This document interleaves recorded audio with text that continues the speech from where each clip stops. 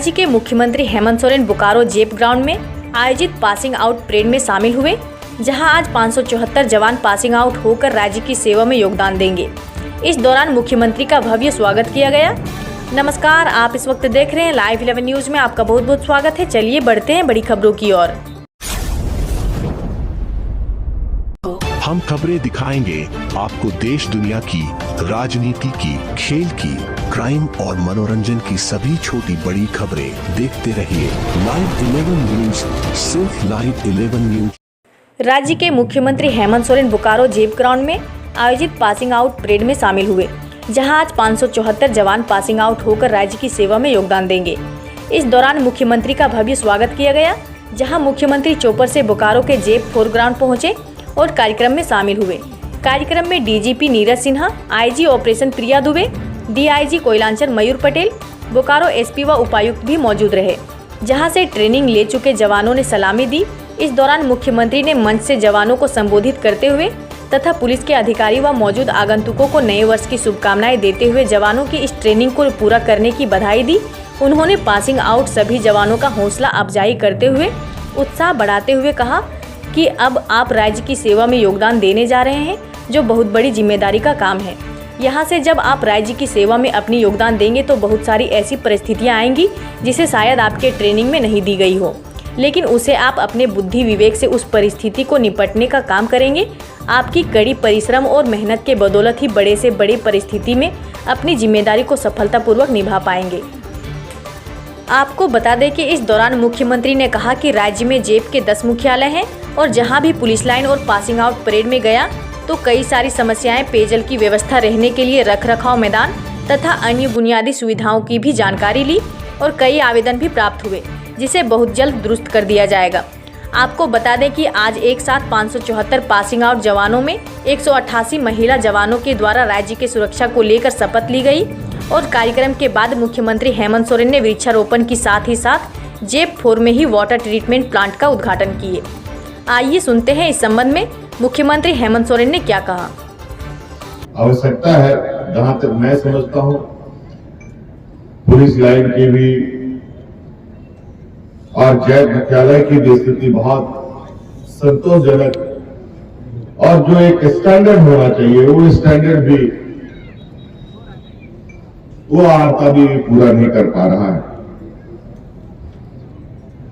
कई मूलभूत सुविधा का घोर अभाव है और निश्चित रूप से जैसे जैसे मेरे नजरों में कोई चीजें आती है, मैं प्रयास करता हूं कि वो चीजें जिस चीज के लिए बनाई गई है उसको बेहतर तरीके से रखा जाए, बेहतर सुविधाओं के साथ लैस किया जाए। जो जवान हैं, जो कर्मचारी हैं, उनको भी उनके अधिकार के अनुरूप उनकी जो मांगे हैं वो पूरी हो,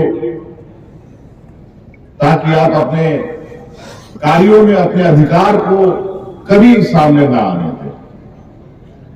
तभी आप निर्भय होकर के काम कर सकते हैं और निडर होकर काम कर सकते हैं। आज शायद यही वजह है कि आज हमारे ग्रामीण क्षेत्र के सबसे अधिक नौजवान देश की रक्षा के लिए सीमा पर तैनात होने के लिए जाते हैं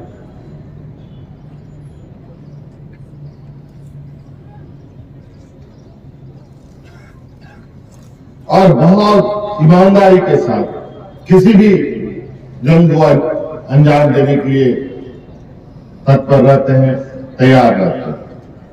मैं आपको स्पष्ट कर देना चाहता हूं कि इन सभी जो आपकी समस्या है पूरे राज्य के जो जैप ग्राउंडों की, पुलिस लाइनों की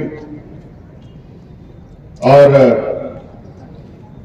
जो इनके मुख्यालय हैं, इन सब का व्यापक जीर्णोद्धार का मैं आपको आश्वस्त करता हूं कि अगले 2 साल के अंदर इन सभी का पूरे राज्य में जो हमारे ऐसे ट्रेनिंग कैंप्स हैं, परिसर हैं, इनका जीर्णोद्धार चाहे वो बैरक हो, पीने की व्यवस्था हो, यहां तक मैं कुछ और भी इसके अलावा सोचा।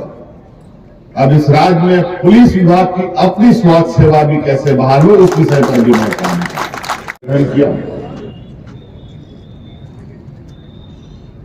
उस शपथ ग्रहण को बिल्कुल इसके अनुरूप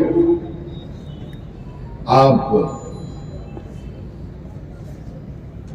पूरे जनता के बीच में बेहतर संबंध, बेहतर समन्वय बनाते हुए राज्य के क्षेत्र के शांति व्यवस्था, विधि व्यवस्था का शासन स्थापित करेंगे। और ये आपकी सर्वोच्च प्राथमिकता भी है। और आज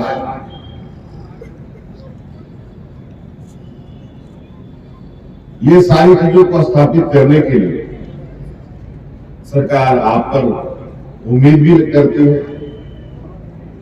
इसलिए आप सब लोगों को आने वाले बेहतर जीवन की शुभकामनाएं मैं यहां देता हूं।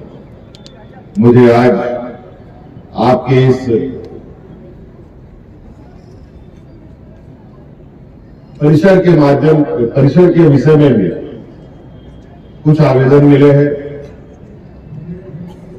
यहां की वर्तमान जो बुनियादी सुविधा है, बैरक की स्थिति, पानी की स्थिति, मैदान की स्थिति, कैंपस की स्थिति, बाउंड्री की स्थिति, तरह तरह की चीजों के संबंध में बताया गया। और ये मैं लगातार विगत विभिन्न पारण परेड कार्यक्रम के माध्यम से कैंपों में जाकर के मुझे ये सुनने को मिल रहा है।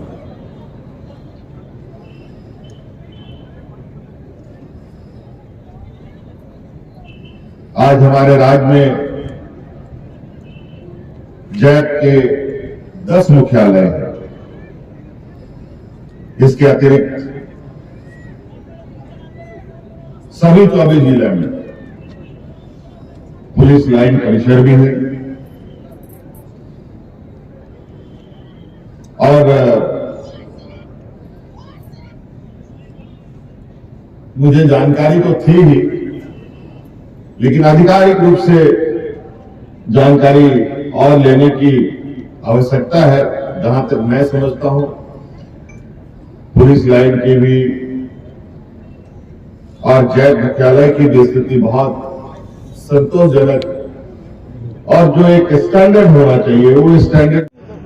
अच्छा, मुख्यमंत्री जी पहले ये बताइए कि पुलिस वालों को आप बेहतर बनाने का आप पूरे शक्ति झोंक रहे हैं। क्या लगता है कि यहाँ पर अब कमिश्नरी व्यवस्था भी लागू होनी चाहिए पुलिस वाले में?